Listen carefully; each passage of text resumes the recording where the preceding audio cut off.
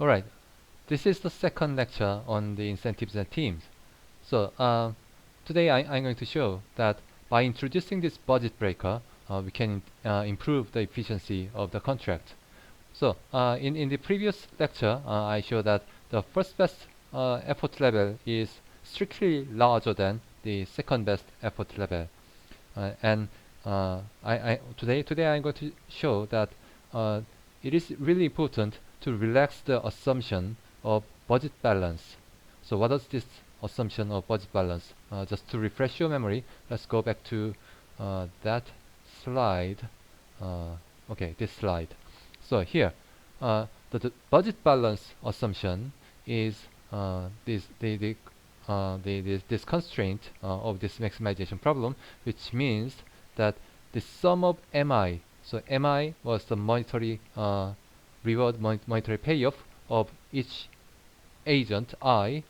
So sum of the monetary payoffs must be same with x. X is the total profit or total revenue, total production, the total surplus.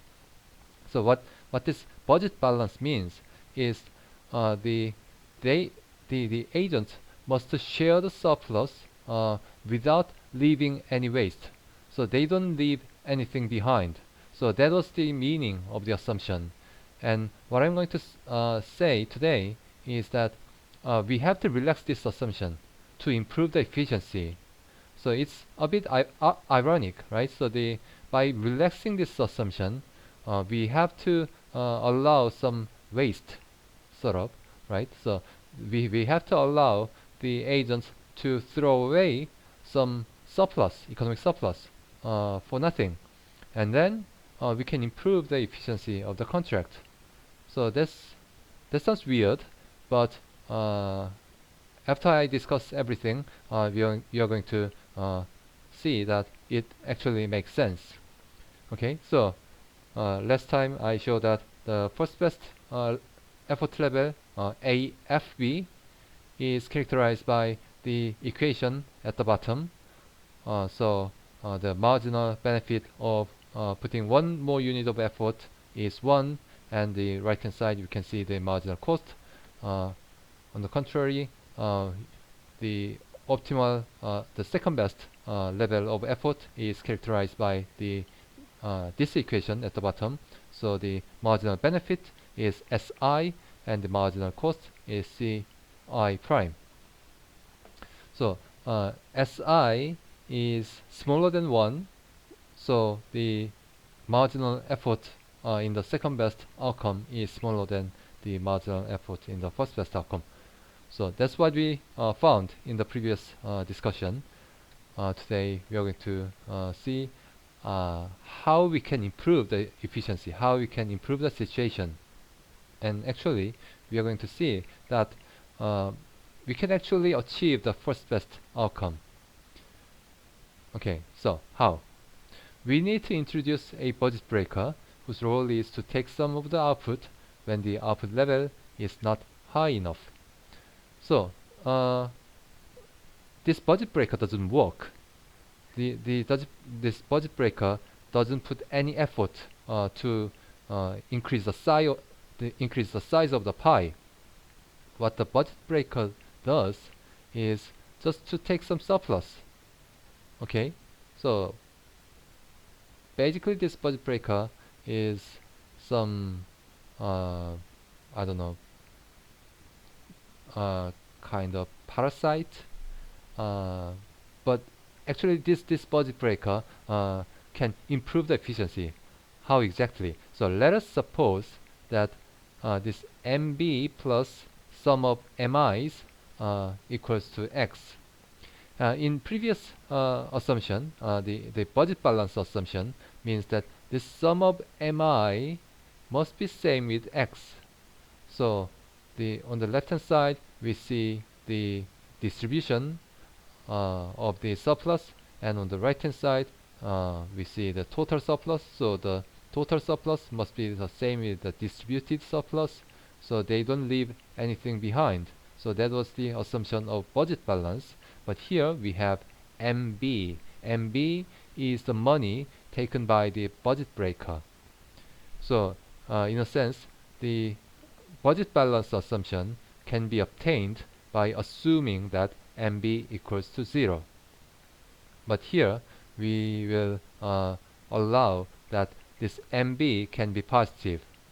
So the budget balance can take some money, maybe all the money, all the surplus, if X, the produced output, is not high enough, if it is not large enough. So that is the idea. Okay, so here Mi can be defined like this. So here is the secret. So Mi equals to 0 if X is smaller than X upper bar, and Mi is Mi star otherwise. Otherwise means that X is larger than or equal to X upper bar. Okay, so if the produced output, if the output level is high enough, if it is larger than X upper bar, then the agents get some money. The agents are compensated by this positive amount of money.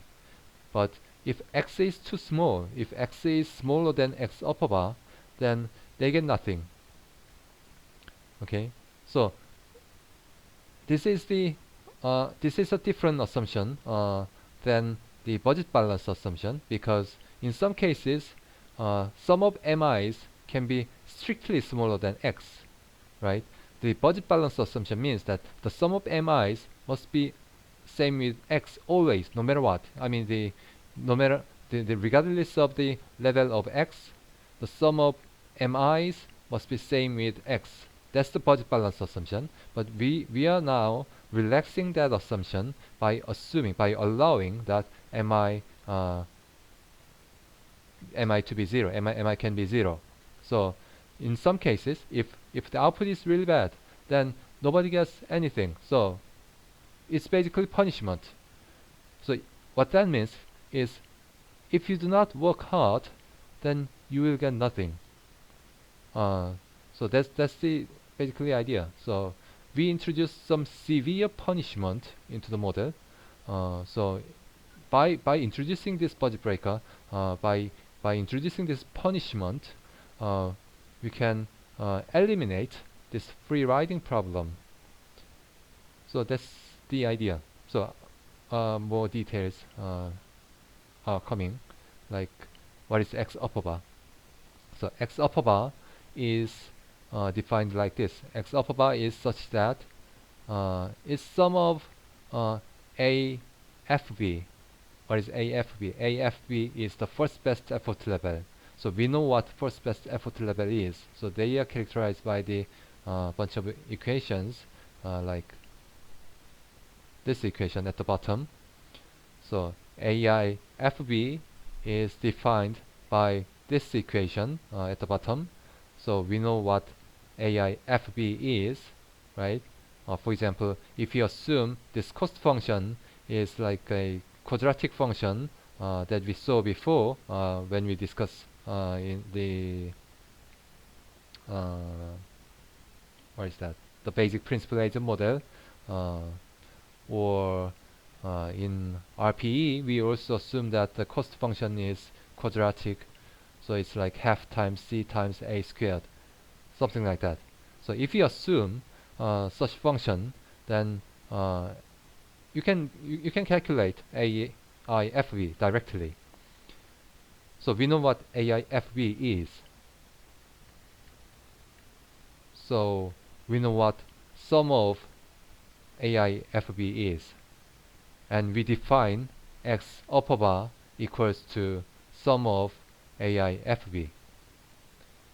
And in this case, if everybody works at the first best level, and we don't have to give any money to the budget breaker. The role of budget breaker is, the budget is that the budget breaker takes money if X is very small. If everybody free rides, so if the output is too low, then the budget breaker comes in and the budget breaker takes all the money out. Okay, so that's the that's the role of the budget breaker. If everybody works really hard, if everybody works at the first best level, so if everything goes well, then we don't need budget breaker. So in that case, the sum of mi's here is mi star. The sum of mi stars must be same with x upper bar. So they will share the surplus according to the contract. They don't leave anything behind. They don't give any money to the budget breaker. Okay, this is the arrangement. And in the second line, you can see that mi star minus c of ai fb must be greater than or equal to u on the bar. So this is basically IR constraint, the participation constraint. So we can think of really many mi stars. There are infinitely many mi stars which satisfy these conditions, but we have to make sure that everybody has an incentive to participate in this arrangement. So we need this IR constraint, but there are infinitely many infinitely many mi stars which satisfies this IR constraint. Okay, and what I'm going to show, or what I'm claiming, is that the first best effort level is achievable in equilibrium. So what is an equilibrium? Equilibrium is, so we are talking about Nash equilibrium. What is the definition of Nash equilibrium? Nash equilibrium is a set of strategies, or the strategy profile from which nobody has an incentive to deviate, right? So everybody maximize their utility, taking the others' actions or strategies as given. So that's the definition of Nash equilibrium. So what I'm going to show is that if everybody follows the equilibrium strategy, which is they put the first best effort level, they put effort at the first best level, then nobody has an incentive to deviate from that. So that's what I'm going to show. Okay, so it's very simple. Let's suppose that everybody puts their first best effort level, AIFB. Okay, then the sum of the effort is exactly x upper bar, right? And if anyone deviates from that, then the output x becomes smaller than x upper bar. In that case, what happens? In that case, mi becomes 0, right? So they get money only if x is greater than or equal to x upper bar, only if the output level is high enough. But if anybody deviates from that, for example, if I deviate from my first best effort level, then everybody gets 0, including myself. So I don't want that. I don't want such a situation.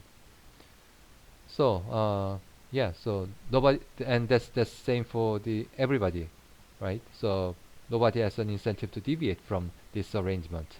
So they put effort at the first best level, and that's the equilibrium, because nobody has an incentive to deviate from that.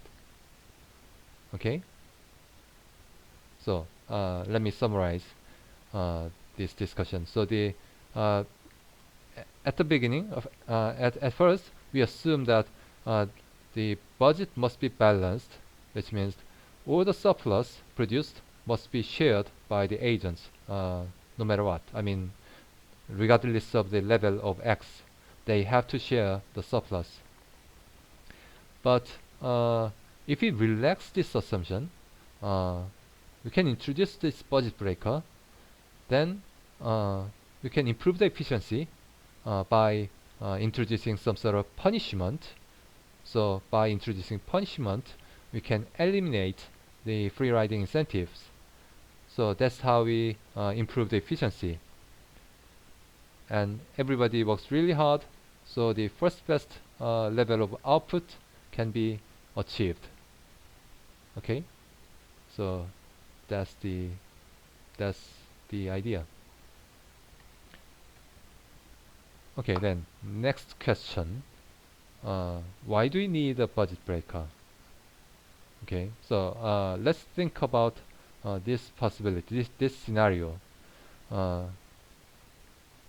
let's suppose that uh, the participants of the contract agree to send the profit to a charity if X is not large enough.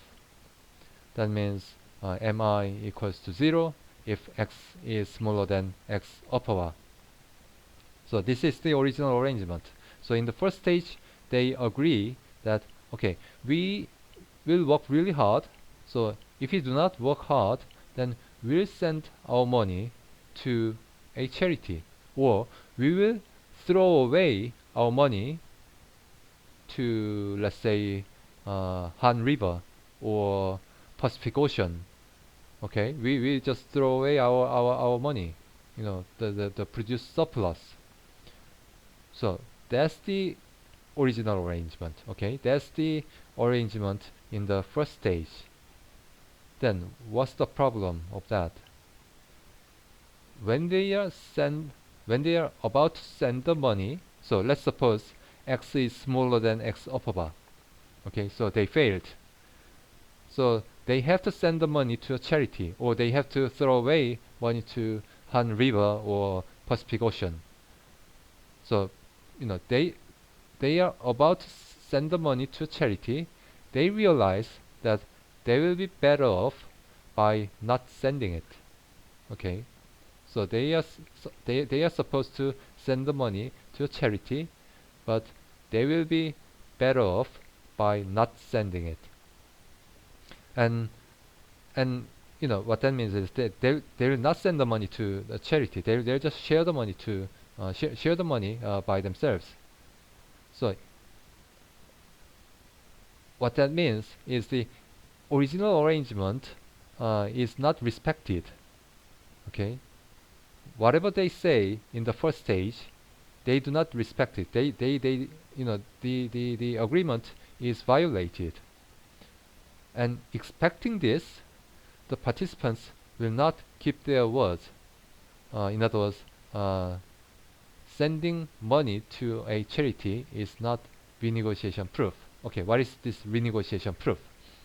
Okay, look at the first line of this slide. So if a Pareto improving ex post rearrangement is possible, then ex ante arrangement is not renegotiation proof. So this is the definition of renegotiation proof, renegotiation proofness. So what is this? What does this mean?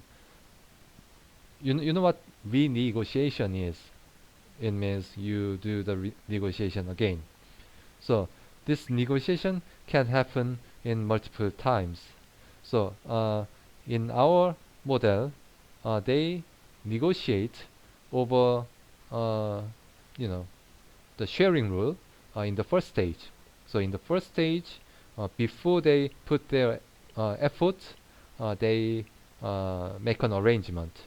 So that's by negotiating, right? By a negotiation, and then they work, and let's say X is smaller than X upper bar, so the output level is too low. So they have to send the money to a charity, or they have to throw away money to Pacific Ocean. Then they may negotiate again about sharing the money. So that's the second negotiation. So that's the renegotiation. Okay, so that's what I mean by this renegotiation. And then what does this proof mean? So you have heard of some words like bulletproof. So in bulletproof, bullet is the attack, and proof means is defense, right? So renegotiation proofness means that there is some sort of attack to the original arrangement, sending money to charity. So there will be an attack to the original arrangement, but if some arrangements, if a contract is a renegotiation proof, that means it can defend itself from this attack of renegotiation. Okay, so that's what I mean by this renegotiation proof. More formally, if there is a Pareto improving ex post rearrangement, then the ex ante arrangement is not renegotiation proof. So more terminologies. So what is this ex post and ex ante means? So ex post means afterwards. So something happens, something happens after some important event. And ex ante is, it simply means that beforehand. Okay, so ex ante means beforehand, ex post means afterwards.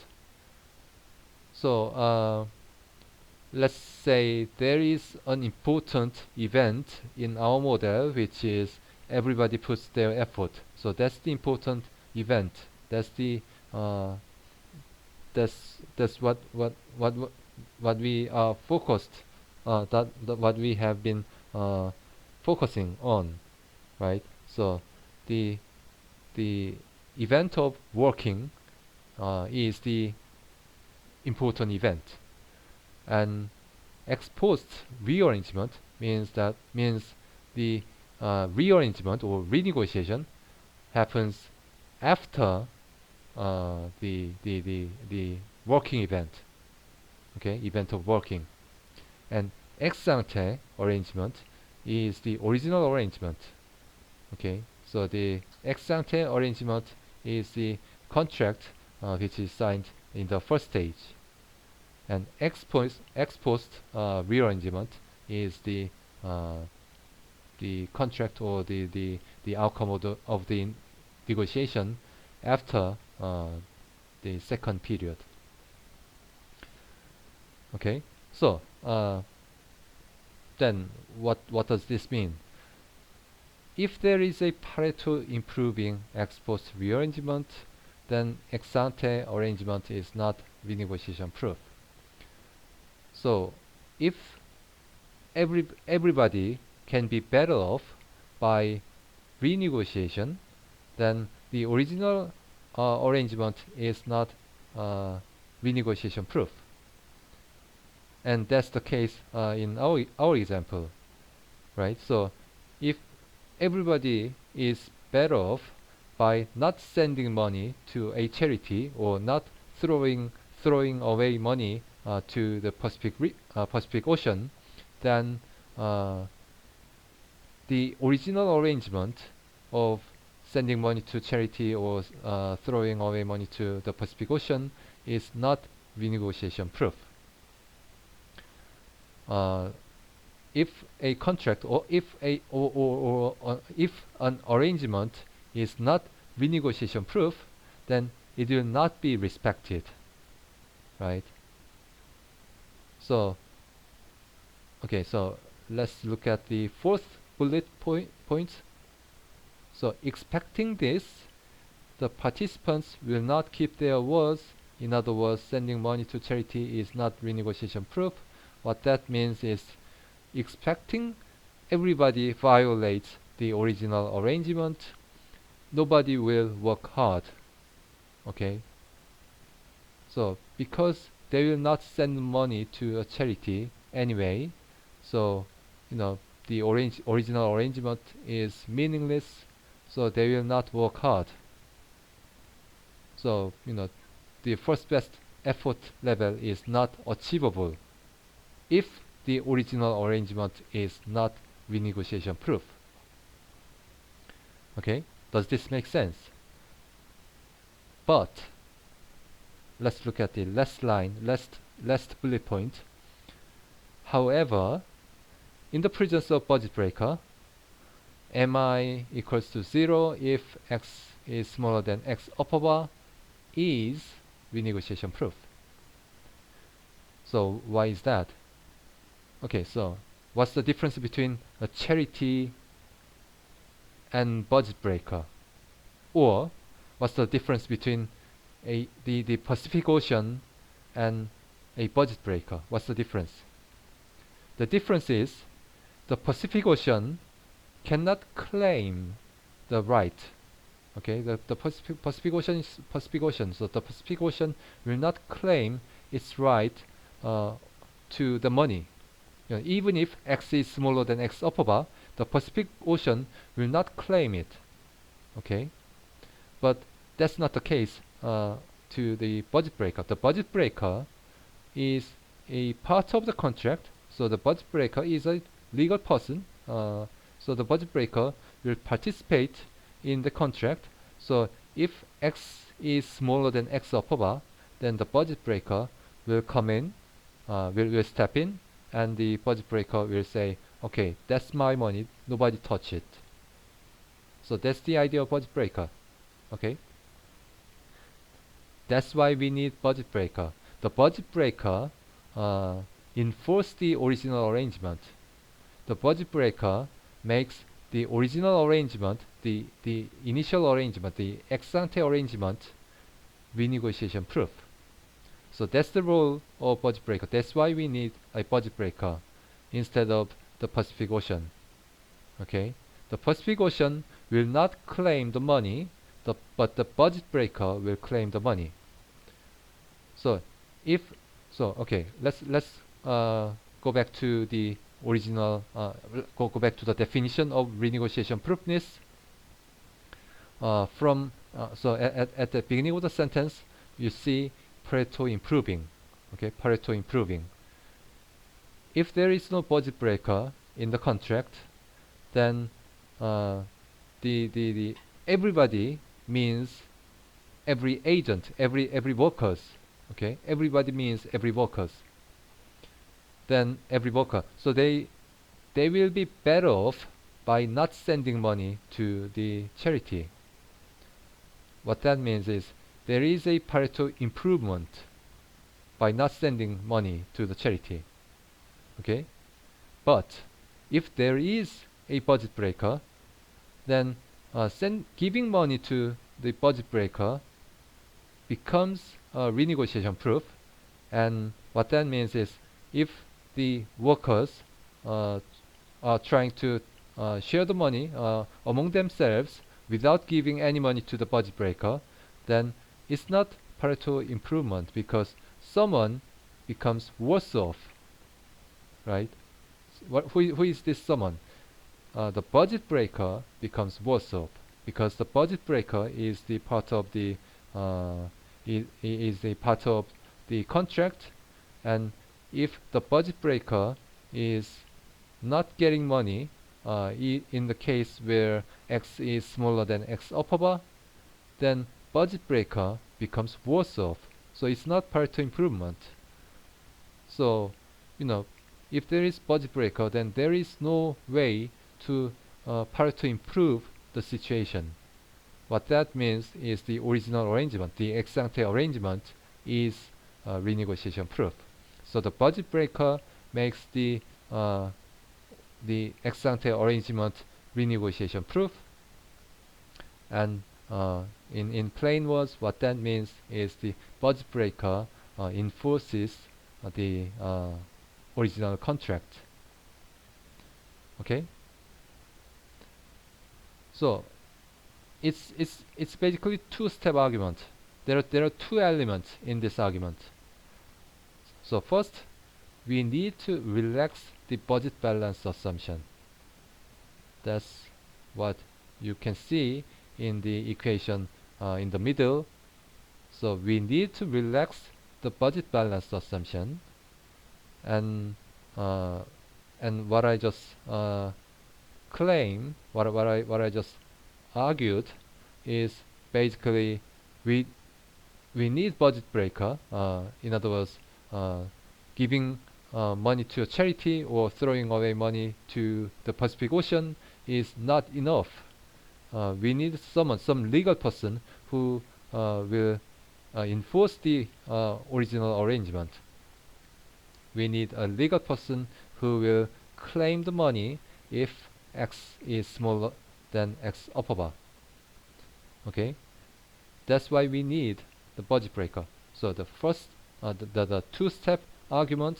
First, we need to relax the budget balance assumption, and then we need someone who claims the money when things go wrong. Okay, so yeah, that's basically it. That's how we improve the efficiency. That's how we eliminate free riding problem. So when there are multiple agents, the strategic interaction among them must be taken into account. When the budget is balanced, the second best effort level is in general smaller than the first best level, and the agents can achieve a higher outcome by relaxing the budget balance requirement, but it may not be renegotiation proof. But if you introduce a budget breaker, then we can make the efficient contract renegotiation proof. Okay, that's it for today. Bye.